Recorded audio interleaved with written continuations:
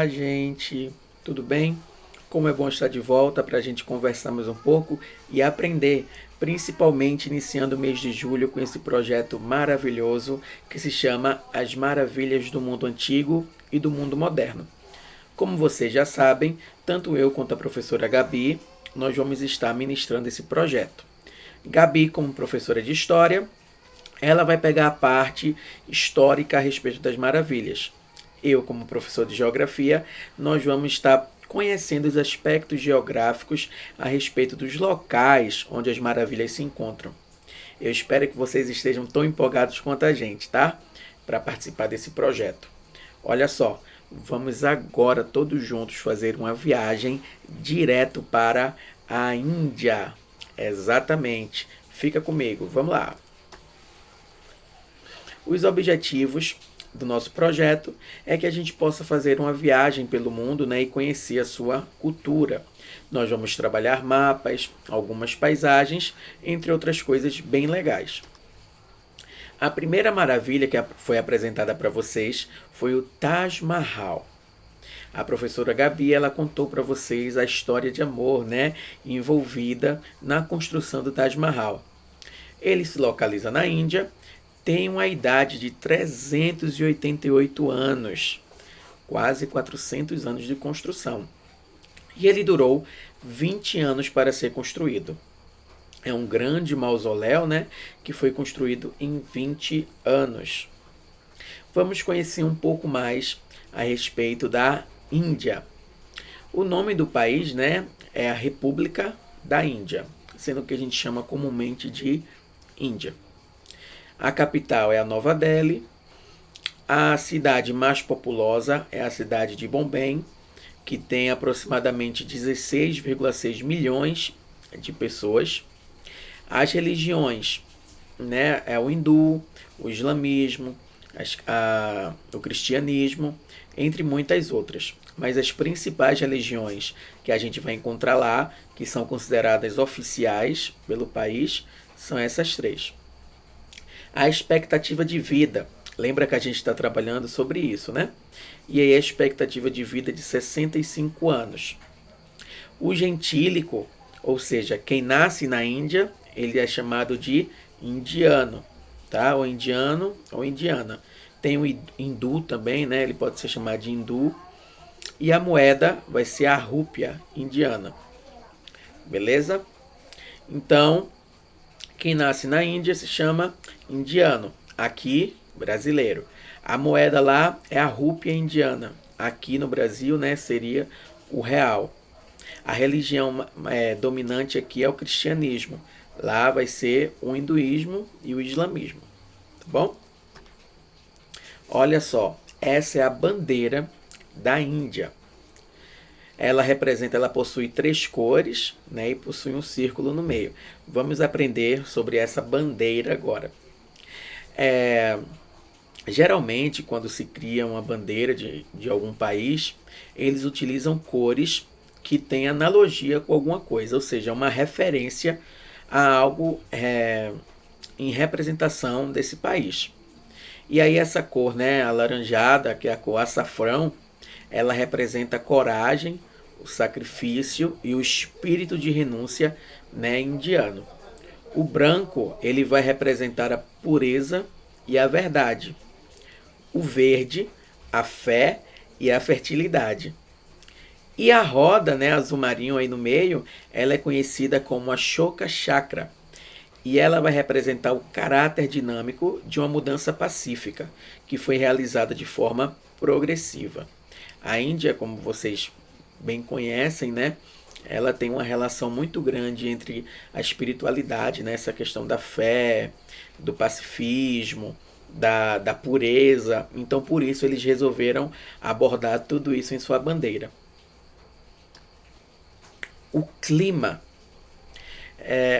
Muitas vezes a gente tem que os locais do Oriente Médio, né, eles têm muito deserto, é muito quente. E aí nós vamos ver que realmente tem épocas do ano que lá é muito quente. Principalmente, ó, de março a junho, que a primavera se inicia nas regiões mais quentes e podem chegar a 40 graus ou mais. Lembrando que nós temos também estados brasileiros que alcançam essa temperatura, tá? E de novembro a março, as temperaturas descem e os termômetros podem marcar menos de 10 graus. Então nós vamos ter épocas do ano que vão ser muito quentes e épocas do ano que serão bastante frias. A alimentação.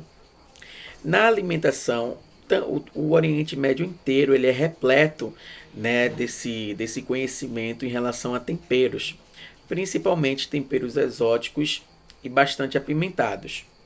Lá o curry, né, é um dos elementos mais famosos e comuns, e os pratos da gastronomia eles variam muito entre as regiões.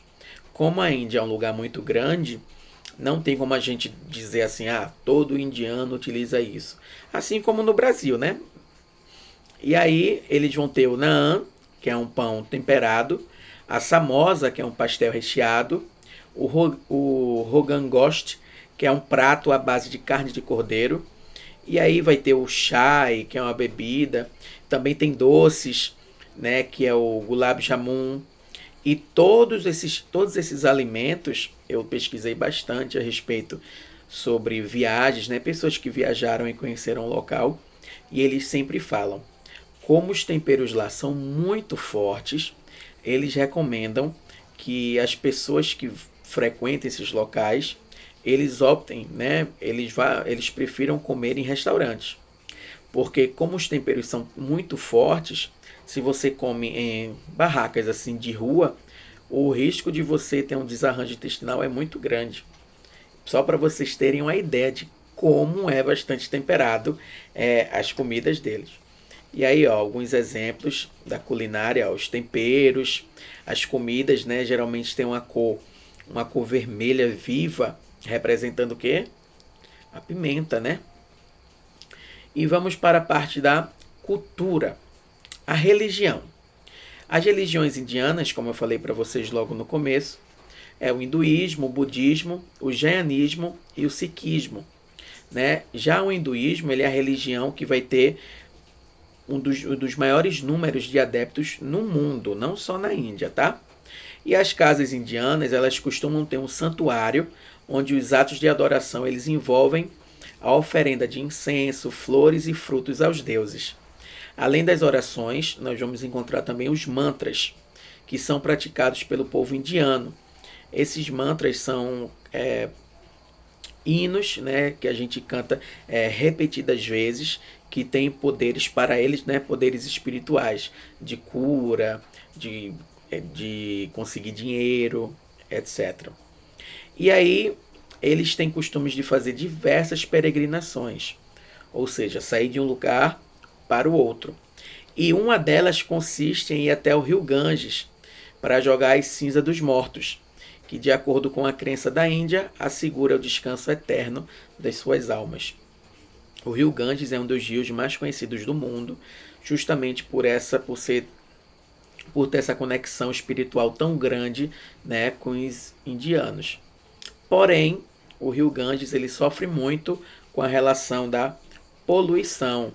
Vocês vão observar aí algumas imagens, né, a respeito da religião, o budismo, o hinduísmo, e ali aquele senhor mergulhado no rio Ganges. Vocês percebem, né, uma água escura, porque infelizmente lá jogam muito lixo nesse rio.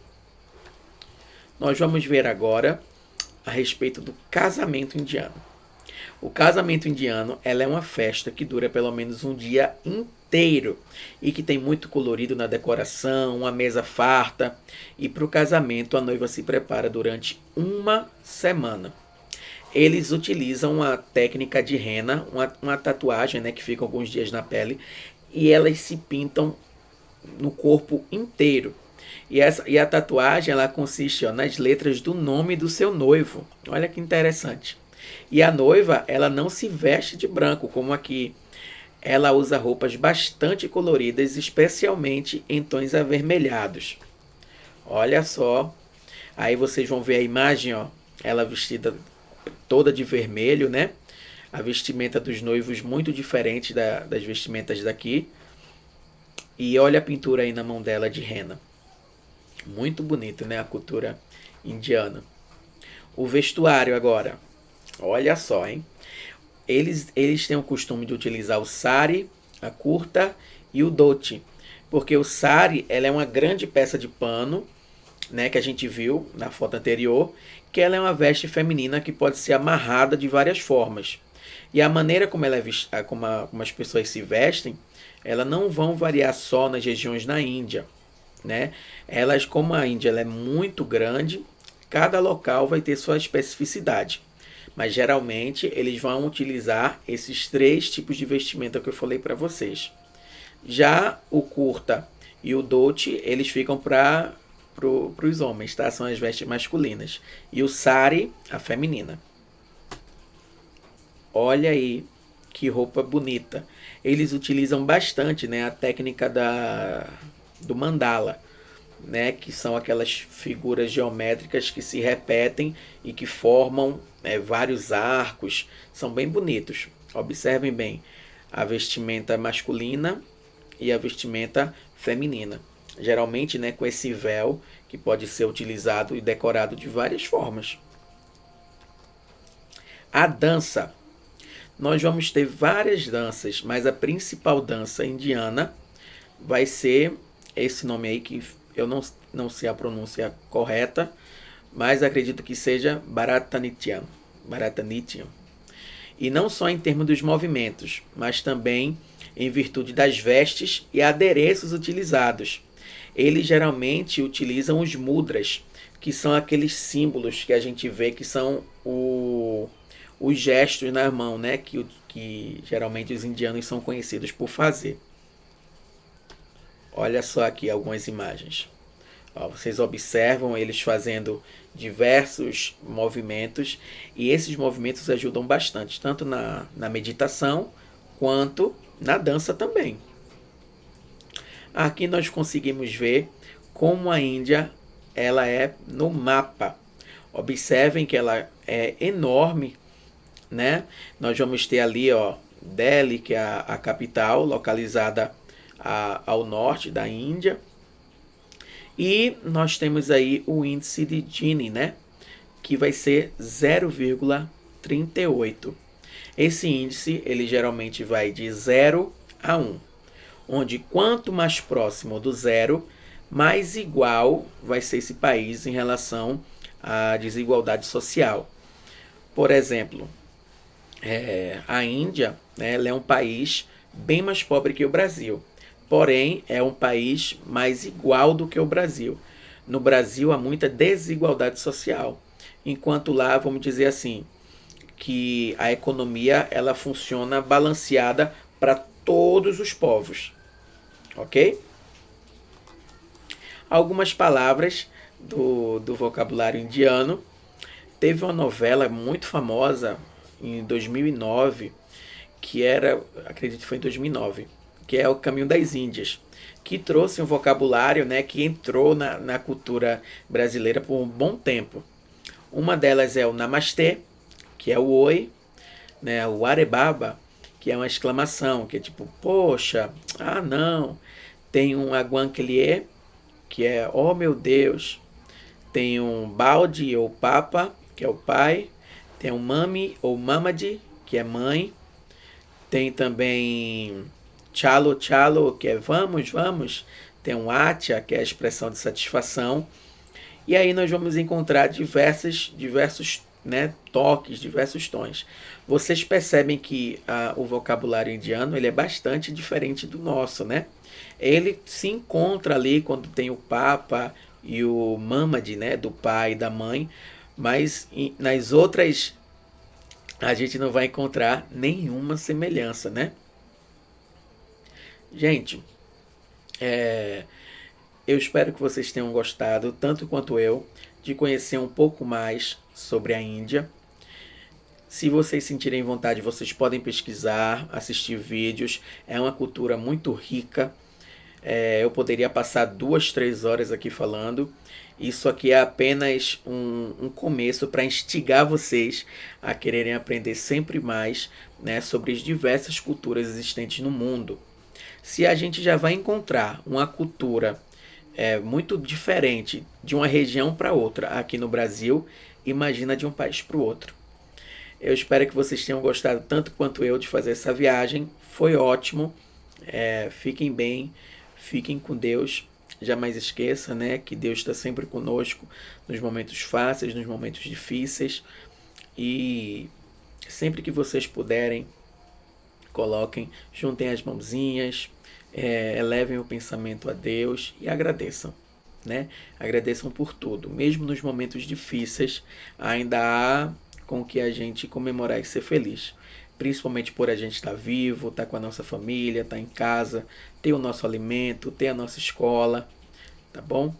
Logo, logo isso vai passar e a gente vai se ver pessoalmente, a gente vai poder se abraçar novamente, tá bom? Fiquem com Deus, beijo, até a próxima.